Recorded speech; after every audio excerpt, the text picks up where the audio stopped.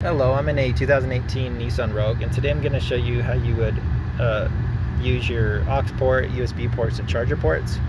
So you find your aux port right here, a USB port here, one of the charger ports right here, and if you go in the center here, you're going to see another charger port and a USB port.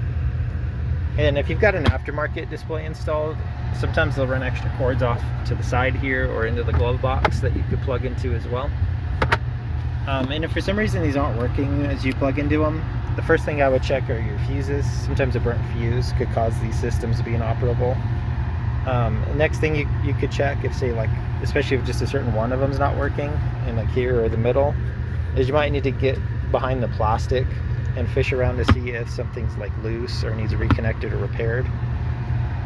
But I hope this was helpful, and I hope you have a wonderful rest of your day.